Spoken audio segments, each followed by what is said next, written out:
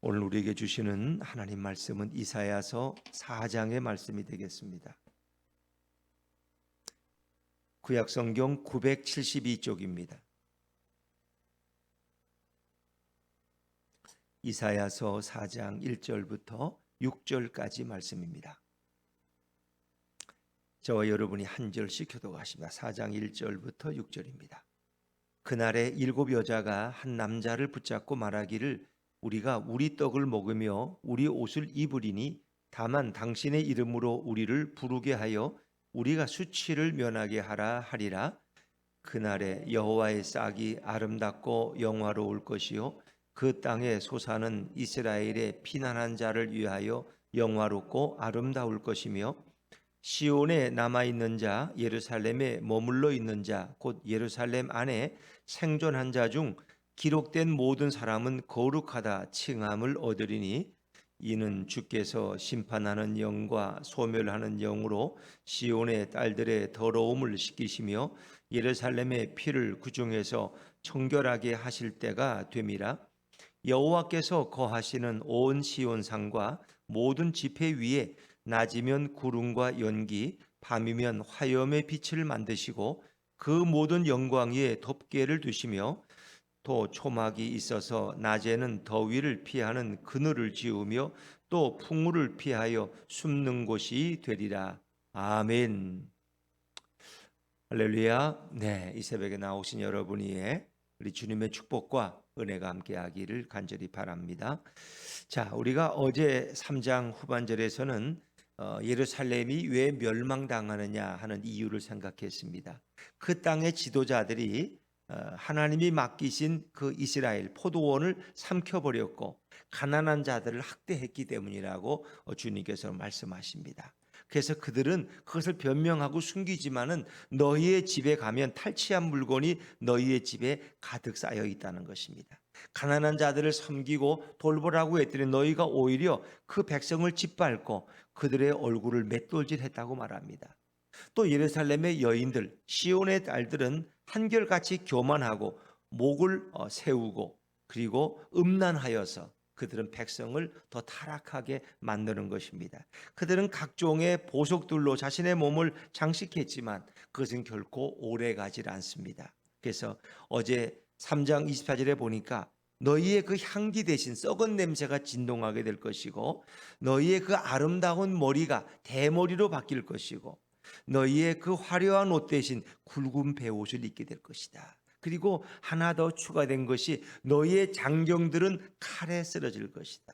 너희의 용사들은 전란에 망할 것이고 웃음소리가 가득하던 그 성문 입구의 공터는 슬픔과 곡소리가 가득할 것이다. 아주 심판의 말씀이죠. 근데 그 말씀이 4장 1절에서 그대로 성취되는 모습을 볼 수 있죠. 자, 4장 1절을 한 번 더 읽습니다. 4장 1절입니다. 시작. 그날에 7 여자가 한 남자를 붙잡고 말하기를 우리가 우리 떡을 먹으며 우리 옷을 입으리니 다만 당신의 이름으로 우리를 부르게 하여 우리가 수치를 면하게 하라 하리라. 자, 그날에는 어떤 날일까? 수치와 심판의 날이에요. 그날에 어떤 일이 7 여자가 한 남자를 붙잡았어. 이게 무슨 사연일까? 궁금하지 않으세요?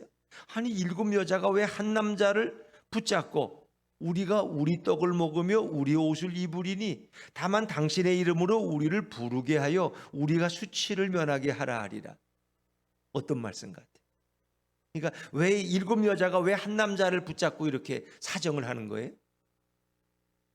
남자가 흔해요? 남자가 귀해요? 남자가 귀한 거예요.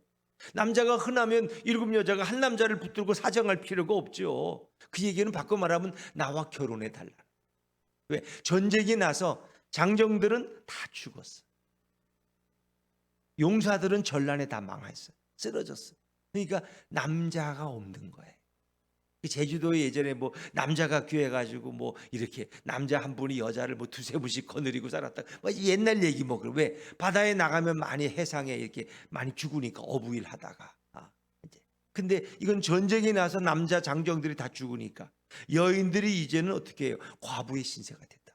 그러니까 이 여자가 뭐예요? 보통 이렇게 이제 여자를 이렇게 자기 아내로 맞으면 또 이제 뭐 세컨드라든가 이제 쏘더라고 말하잖아. 이렇게 후첩으로 얻어도 그 여인에게 모든 생활비를 지급해야 돼. 유대인 남자들은 먹을 걸 줘야 되고 그들의 생활비를 지급하고 책임을 져야 되는데 이 여자들이 7명이 와가지고 한 남자에게 우리에게 먹을 거 안 줘도 괜찮다고. 옷을 안 줘도 괜찮다고. 우리가 스스로 알아서 먹고 우리가 스스로 입을 테니까 당신의 이름으로 우리를 부르게 하여. 이 얘기는 제발 우리를 아내로 맞아달라는 거예요. 당신을 우리의 남편으로 제발 부르게만 해달라는 거예요. 왜? 그러면 과부의 수치를 면할 수 있으니까. 그러니까 이렇게 이제 여인이 홀로 사는 것은 수치스럽게 생각됐다. 그것은 이제 남들에게 지탄도 받고 이렇게 멸시도 받고, 그러니까 남편이 있는 여인이 되고 싶다는 거예요. 이제 이런 일들이 장차 상상도 못했던 일들이 일어날 수 있다는 거예요. 뭐 우리가 뭐 코로나는 뭐 누가 상상해봤어요 이런 거? 그렇죠?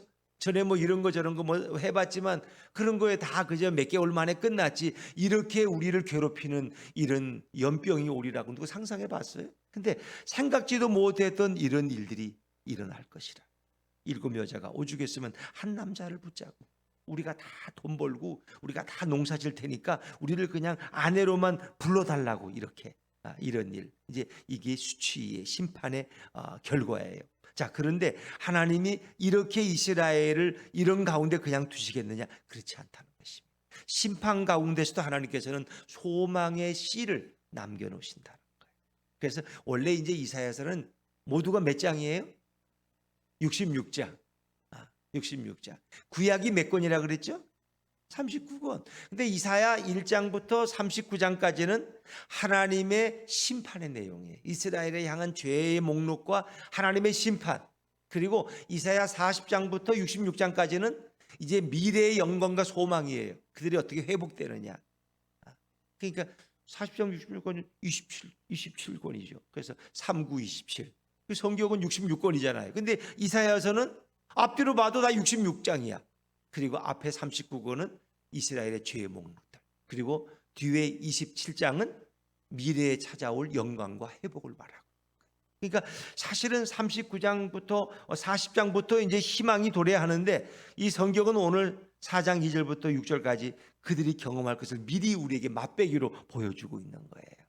자, 2절에 말하는 그날에는 어떤 날일까? 그날에는 회복의 날이고 영광의 날이에요. 자, 4장 2절을 다시 읽어볼까요? 4장 2절입니다. 시작. 그날에 여호와의 싹이 아름답고 영화로울 것이요 그 땅의 소사는 이스라엘의 피난한 자를 위하여 영화롭고 아름다울 것이며. 그날은 하나님의 회복의 날이에요. 앞에 그날 4장 1절의 그날은 수치와 심판의 날이고 2절의 그날은 회복의 날이에요. 영광의 날이에요. 그날에 어떤 일이? 여호와의 싹이 아름답고 영화로울 것이요. 여호와의 싹은 누구를 가리켜요? 이 땅에 오시는 메시아 예수 그리스도를 가리키는 거예요. 한 싹이 일어난다는 거예요. 그 아름답고 영화로운 싹을 일으키는데 그 싹으로 인해서 이 심판받았던 예루살렘이 변화되기 시작한다는, 그 땅에 소망이 시작된다는 거예요. 그래서 그 땅의 소사는 이스라엘의 피난한 자를 위하여 영화롭고 아름다울 것이며. 이스라엘의 피난한 자라는 것은 이제 바벨론 포로 70년이 끝나고 돌아오는 자들. 그 돌아오는 자들이 예루살렘에 돌아왔는데 먹을 게 없으면 굶어 죽죠. 근데 하나님이 그들에게 먹을 양식을 주시겠다는 거예요. 그 땅의 소사는 이스라엘의 피난한 자를 위하여 영화롭고 아름다울 것이며 하는 것은 풍성한 양식을 하나님께서 공급하신다. 그러니까 어느 땅이나 심판을 받으면 거기는 엉겅퀴만 나고 잡초만무성해서 양식은 안 되는 거예요. 근데 하나님이 그 땅을 축복하시면 그 땅에서 열매가 맺혀지기 시작합니다. 그래서 너희들이 다시 풍성한 양식을 먹고 그들이 생존할 수 있게 됩니다. 그래서 여기서는 2절에서는 소망의 하나님을 말씀하시는 거예요. 그 소망의 중심이 뭐냐? 바로 여호와의 싹 메시아, 그분이 이제 역사하심으로 그분을 통해서 다시 이 땅에 회복의 역사가 일어날 것이다 하는 걸 말씀해요. 또 3절도 2절과 같은 이제 맥락의 말씀인데 4장 3절도 한번 읽어볼까요? 시작. 시온에 남아있는 자, 예루살렘에 머물러 있는 자, 곧 예루살렘 안에 생존한 자 중 기록된 모든 사람은 거룩하다 칭함을 얻으리니. 이 3절 말씀은 성경에서 유명한 남은 자 사상이에요. 렘난트라고 하는 거. 하나님은 어떤 경우에도 늘 남겨놓으세요. 그렇죠? 노아 홍수가 나서 결국 다 죽었지만 누구를 남겨놓으셨어요? 노아의 가족을 남겨놓으셨잖아요. 그들을 통해 새로운 역사를 시작하잖아요. 아브라함 시대에 하나님께서 누구를 아브라함의 아들인 그 씨인 이삭을 남겨놓으시고 그로부터 새로운 생명의 역사가 시작되는 거예요. 그리고 그로부터 누가 와요? 결국은 메시아 예수님이 오는 거예요. 그러니까 예루살렘이 완전히 멸망한 게 아니라 거기에 남은 자들을 하나님이 남겨놓으셨다는 거예요. 3절에 보니까 시온에 남아있는 자, 예루살렘에 머물러 있는 자. 그러니까 바벨론 포로로 갔다 돌아오는 자들도 있지만 일부는 그냥 그 예루살렘에 하나님이 남겨놓으신 자들이 있어요. 그게 남은 자들이에요. 근데 하나님은 그들을 통해서 새로운 역사를 또 시작한다는 거예요. 그래서 생존한 자 중 기록된 모든 사람은 거룩하다 칭함을 얻으리니, 하나님은 어떤 경우에도 늘 남겨놓는 이런 역사, 그것은 소망이 있다는 거예요. 우리는 이제 망했다가 아니라 반드시 거기에 소망의 씨를 남겨놓으시는 하나님, 참 놀라우신 분이죠. 그래서 예루살렘에 소망이 있다는 거예요. 이스라엘에 다시 소망이 있다는 거예요.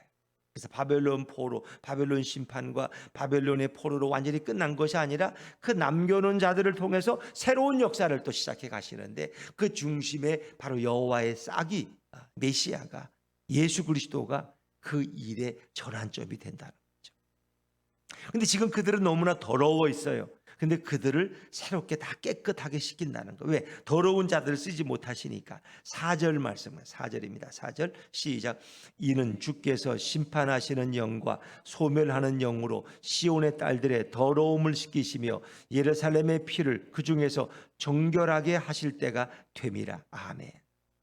이는 주께서 심판하는 영과 소멸하는 영으로, 하나님이 그 영을 보내는데 심판의 영과 소멸의 영이에요. 근데 그들이 시온의 딸들의 더러움을 씻기신다는 거예요. 우리를 정결케 하시고 그 더러움을 씻어주시는 분이 결국 누구냐? 하나님이신데 그분은 구체적으로 이 땅에 오시는 메시아 예수 그리스도를 통해서, 그 예수님이 십자가에서 보혈을 흘리심으로 우리의 모든 더러움을 씻길 것을 예고하시는.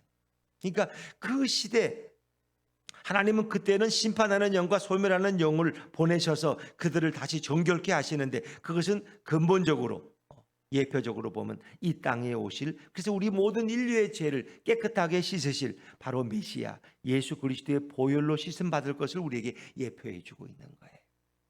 그러니까 한 민족을 통해서 인류가 정결케 될 것을 우리에게 예표하고 예언하고 계시는 거죠. 그래서 예루살렘의 피를 그 중에서, 그러니까 여성들을 통해서 지은 모든 더러운 죄악들, 또 그 땅의 남성들을 통해서 모든 예루살렘의 지도자들의 죄를 다 청결하게 씻어 주신다는 거예요. 그것은 바로 정결하게 하시는 하나님을 말씀하시는 거죠. 그래서 그것이 우리에게 소망이 되는 거예요. 예수님의 보혈로 전 인류의 모든 죄가 씻음 받을 것을 오늘 4장 4절을 통해서 예언하고 계시는 거예요. 여호와의 싹이 오심으로써 소망의 하나님을 드러내시고, 그리고 이 모든 예루살렘의 더러움들을 바로 정결하게 하시는 하나님의 역사 가운데는 예수님의 보혈로 온 인류가 깨끗하게 씻음 받을 것을 미리 예언하고 계시는 거예요. 그리고 이제 하나님은 그 남은 자들을 보호하신다는 거예요. 어떻게 보호하시느냐? 자, 5절과 6절입니다. 5절과 6절 시작. 여호와께서 거하시는 온 시온산과 모든 지폐 위에 낮이면 구름과 연기, 밤이면 화염의 빛을 만드시고 그 모든 영광 위에 덮개를 두시며, 또 초막이 있어서 낮에는 더위를 피하는 그늘을 지으며 또 풍우를 피하여 숨는 곳이 되리라. 아멘. 여호와께서는 거하시는 온 시온산과 모든 지폐 위에, 그러니까 그 백성과 하나님이 함께 하신다는 거예요. 그들 가운데 함께 거하시는데 모든 지폐, 그 성회, 그들의 모임 위에 낮이면 구름으로 밤이면 화염, 불기둥으로. 자, 낮에는 구름 기둥, 밤에는 불기둥. 이거 어디서 봤던 거예요? 광야 행진할 때 광야에 성막을 지으면 그 위에 낮에는 구름 기둥으로 그들의 길을 인도하시고, 또 구름이 와서 그들을 시원하게 하시고, 밤에는 추우니까 불기둥이 또 와서 머물러서 그들을 따뜻하게. 그 밤에는 길이 안 보이니까 불기둥이 앞서 인도하시고 낮에는 구름 기둥이 또 그들을 인도하시고 그 광야의 기적을 다시 보여주겠다는 거예요. 그것처럼 내가 너희의 구름과 불기둥이 되어서 너희를 보호할 것이다. 너희 예루살렘을 내가 구름 기둥과 불 기둥으로 너희들을 내가 보호할 것이고 내가 너희와 함께 할 것이다. 그리고 그 모든 영광 위에 덮개를 두시며 영광의 덮개. 그러니까 하나님이 영광으로 그들과 함께 남은 자들 위해 함께 하시겠다는 거예요. 또 그것만 아니라 6절에 보니까 초막이 있어. 초막이 있어서 낮에는 더위를 피하는 그늘을 지어 주시고 풍우를 피하여 숨는 곳. 이것은 피난처가 되신다는 거예요. 그 남은 자들을 내가 보호하고 내가 아끼고 내가 사랑해 주겠다는 거예요. 그리고 그들과 함께 하시겠다는 거예요. 그러니까 이게 하나님의 역사예요. 하나님은 우리가 아무런 소망이 없을 때 소망의 씨앗을 주시는 거예요. 그러니까 아담과 하와가 범죄함으로 인류에게 소망이 없어요. 우리는 다 죄와 죽음의 저주를 받았어요. 이렇게 고생하며 살다가 서로 미워하고 살인하고 살다가 죽으면 다 지옥 가는 존재들이야. 근데 하나님은 어떻게 우리에게 소망의 씨를 보내요? 그분이 바로 예수님. 예수님을 믿는 자마다 다시 소망을 얻고 회복되는 역사를 주시는 거예요. 아담과 하와가 타락하기 이전보다 더 아름다운 자녀들로 우리를 만드시겠다고 약속하시는 거예요. 에덴 동산보다 더 놀라운 천국을 우리에게 주시겠다고 약속하시는 거예요. 이게 소망의 하나님. 그리고 우리의 더러움을 어떻게 씻느냐? 예수님의 보혈로 씻으시는 거예요. 뭐 구약에서는 이제 이런 소와 양들의 짐승의 피를 통해서 그 씻는 것을 그림자로 보여주시지만 진정은 예수 그리스도의 보혈로 우리의 모든 죄가 씻음 받을 것이다. 그리고 하나님이 광야에서 그 성막 위에 함께했던 것처럼 구름 기둥과 불 기둥으로 내가 너희를 보호할 것이다. 그리고 너희 위에 영광으로 임재할 것이다. 그리고 내가 너희의 피난처가 되어서 낮에는 더위를 막아줄 것이고 또 풍우를 피하여 숨는 곳이 될 것이다. 그래서 피난처 되시는 예수님, 그 하나님을 우리에게 예언해 주고 있는 거예요. 그러니까 어떤 경우에도 그리스도인들에게는 내일이 있고 소망이 있는 거예요. 그가 어떤 죄를 지어도 하나님 앞에 나와 회개하면 하나님은 그의 인생을 새롭게 지어가시는 거예요. 이 소망의 하나님, 그리고 우리의 인생을 회복시키시고 우리의 더러움을 정결케 하시는 그 예수님을 우리 날마다 찬양해야 될 줄로 믿습니다. 그분이 바로 오늘 이 시대 피난처가 되어 주십니다. 오늘이 어떤 재난이 찾아올지라도 그 가운데 우리를 보호하시고 우리를 인도하시는 분이 바로 예수 그리스도십니다. 피난처 되시는 주님, 그분께는 소망이 있습니다. 그래서 어떤 경우에도 사람들은 절망해서 자꾸 가양대교 위에 올라가면 사람들이 없어진대. 전에도 여자 한 명이 거기에 올라가는 CCTV가 보였는데 그리고 실종돼 버렸어. 근데 이번에도 또 가양대교에 남자가 올라갔는데 어디로 갔는지 몰라. 그 실종식은 뉴스에도 났더라. 근데 못 찾아. 못 찾아. 가양대교는 한강 위에 있는 대교인데 그분이 어디로 갔을까 아무도 몰라요. 사람 자꾸 절망하면은 자꾸 이렇게 뛰어들어서 자꾸 이렇게 자살하려고 그래. 어디로 갔는지 모르죠. 그러나 그리스도인들은 절대로 어떤 경우에도 절망이라는 건 없습니다. 예수 그리스도는 늘 소망이십니다. 그분은 언제든지 우리의 더럽고 추악한 것을 깨끗하게 시킬 수 있는 분이고 그리고 우리의 피난처가 되시고 우리의 숨을 곳을 제공하시는 분입니다. 오늘도 그 좋으신 예수님을 바라보면서 그분과 동행하는 복된 하루 되시기를 주의 이름으로 축원합니다.